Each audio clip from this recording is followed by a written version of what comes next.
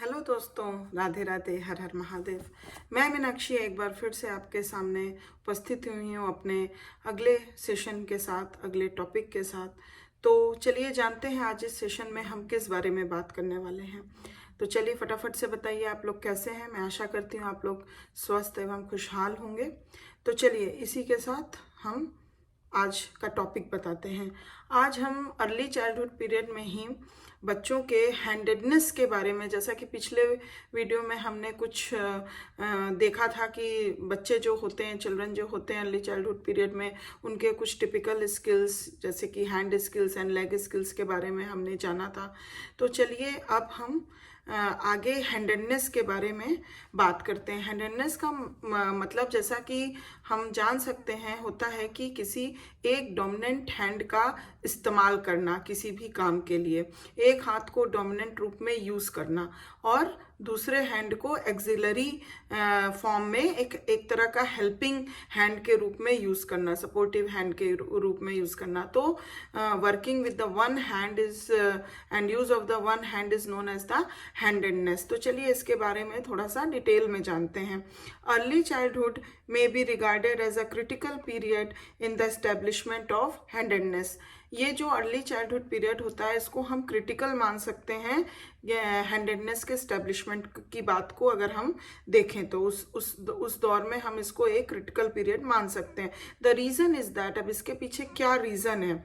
During this period children abandon to a large extent the tendency to shift from the use of one hand to the use of the other and begin to concentrate on learning skills with one hand as the dominant hand and the other as the auxiliary or helping hand। ये उनके लिए इसलिए थोड़ा critical हो जाता है क्योंकि अब उनसे ये अपेक्षा रखी जाती है कि वो अपने दोनों हाथ का इस्तेमाल ना करके एक हाथ का इस्तेमाल करें। और इसलिए उनका जो भी सिस्टम बना हुआ रहता है पहले से, जब वो बेबीहुड पीरियड में थे, तो अब उनको स्पेशली कहा जाता है कि आप अपने एक हाथ को डोमिनेंट हाथ मान के उसका इस्तेमाल करिए, वन हैंड का इस्तेमाल करिए और दूसरे हाथ को एज अ हेल्पिंग हैंड के रूप में यूज़ करिए। तो कहीं कहीं पे ये चीज़ बहुत कठिनाई, क्योंकि ये जो अचानक से शिफ्टिंग होती है और इस तरह का जो एक प्रेशर बनता है, इसलिए ये पीरियड जो है हैंडेडनेस के लिए, बच्चों के लिए मतलब क्रिटिकल माना गया है। There is evidence that handedness or the tendency to use one hand in preference to the other is not firmly established until sometime between the ages of 3 and 6 years। हाँ, तो इसमें ये देखा गया है, कुछ एविडेंस ऐसे पाए गए हैं कि ये जो टेंडेंसी होती है एक हाथ का एज अ डोमिनेंट हैंड के रूप में इस्तेमाल करना, वो तब तक उतना अच्छे से डेवलप बच्चों के अंदर नहीं हुई होती है जब तक बच्चे एज 3 से लेके एज 6 तक के होते हैं। This, of course, does not mean that children cannot change the dominant hand if they want to do so। और इसका कतई मतलब ये नहीं होता है कि अगर बच्चे चाहें अपना डोमिनेंट हैंड को चेंज करना तो वो नहीं कर सकते हैं। For example, should first graders discover that it is a handicap to use their left hand when they are trying to imitate the model of right-handed writing the teacher puts on the chalkboard? They can change to using the right hand as the dominant hand if their motivation to do so is strong enough।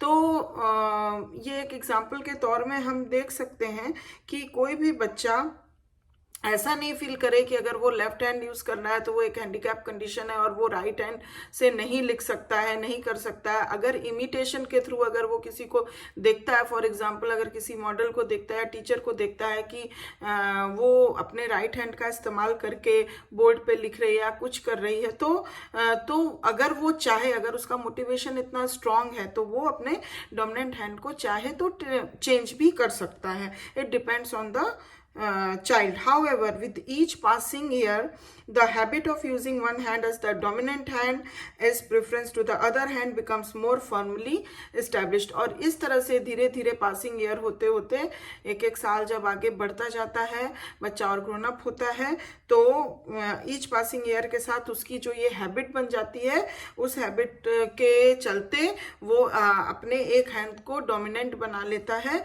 जिसको वो दूसरे हाथ के preference में ज़्यादा use करता है। और धीरे धीरे इस पे और फर्मली इस्टेब्लिशमेंट हो जाता है उसका। As a result changing handedness becomes increasingly difficult.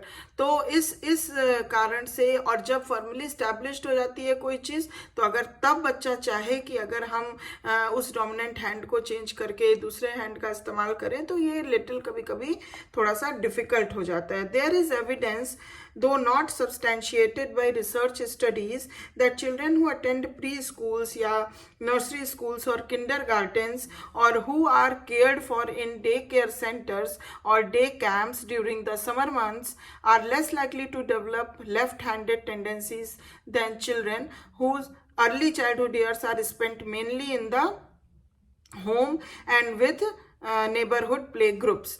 तो ये मतलब एक बहुत ज़्यादा रिसर्च स्टडीज़ में तो नहीं, बट हाँ कुछ ऐसे एविडेंस पाए गए हैं कि ये देखा गया है कि जो बच्चे नर्सरी, किंडरगार्टन्स या फिर डे केयर सेंटर्स या समर कैंप्स जो होते हैं, ये सब में जाते हैं, तो उन बच्चों में ये देखा गया है कि जो लेफ्ट हैंडेड वाली जो डोमिनेंसी होती है वो कम डेवलप होती है as compare to the children, जो बच्चे ज़्यादा घर में रहते हैं और या फिर अपने आसपास में ही, आस पड़ोस में ही खेलते कूदते हैं प्ले ग्रुप के बीच में। तो उन बच्चों में लेफ्ट हैंड की डोमिनेंसी ज़्यादा पाई गई है एज कंपेयर टू द बच्चे जो नर्सरी या किंडरगार्टन या समर कैंप्स में जाते हैं। The reason for this is that in preschools and child care centres teachers and other caretakers are advised to encourage children to use their right hands and are expected to teach new hand skills in such a way that children who are still somewhat ambidextrous will find the use of their right hand relatively easy and far less confusing that they will be by the time they reach first grade। तो ऐसा इसलिए, ये reason इसलिए है कि जो बच्चे kindergarten या नर्सरी में जाते हैं तो उनके में जो है राइट हैंड का इस्तेमाल करना ज़्यादा होता है as compare to the left hand. ये ऐसा इसलिए क्योंकि स्कूल में या किंडरगार्टन्स में, नर्सरी क्लासेस में, वहाँ बच्चों को इस चीज़ के लिए प्रेरित किया जाता है और स्किल्स डेवलप कराई जाती है जिसमें कि वो बच्चे ज़्यादा से ज़्यादा अपने राइट हैंड का इस्तेमाल करें as compare to the left hand. तो इस वजह से मतलब उनकी राइट हैंड की जो स्किल होती है वो ज़्यादा डेवलप होती है और राइट हैंड का डोमिनेंस ज़्यादा होता है। नॉट ऑल प्री स्कूलर्स और child care centers emphasize the encouragement of right handedness, but many more do than those who ignore this aspect of guidance। मतलब सभी नर्सरी या चाइल्ड केयर में हम ये नहीं कह सकते हैं कि बहुत ज़्यादा फोकस राइट हैंडेडनेस पे ही दिया जाता है, ऐसा नहीं है, बट फिर भी जो लोग जाते हैं उसमें ज़्यादा राइट हैंडेडनेस का डोमिनेंस पाया जाता है। Bye contrast many parents believe that handedness is a hereditary trait, and as a result when they are seeing their children using their left hands they assume that they are naturally left-handed and do nothing to encourage them to learn new skills and their right hands is the dominant ones।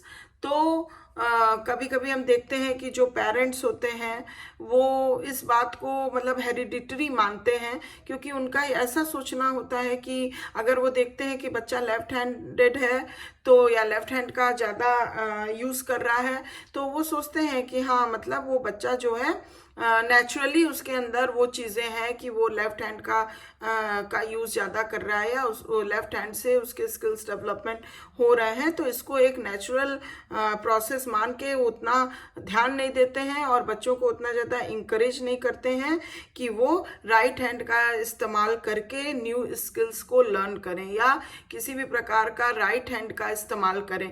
तो वो अगर left handed है तो उसको उसी में वो रहने देते हैं। Because many of the hand skills young children learn cannot be carried out with one hand but require the use of both hands। तो कभी कभी ऐसा भी होता है कि हमेशा एक हाथ से हम कुछ ऐसे स्किल या कुछ ऐसे काम होते हैं जिसको हम केवल एक हाथ से नहीं कर सकते हैं, वहाँ पे दोनों हाथों की भी ज़रूरत पड़ती है।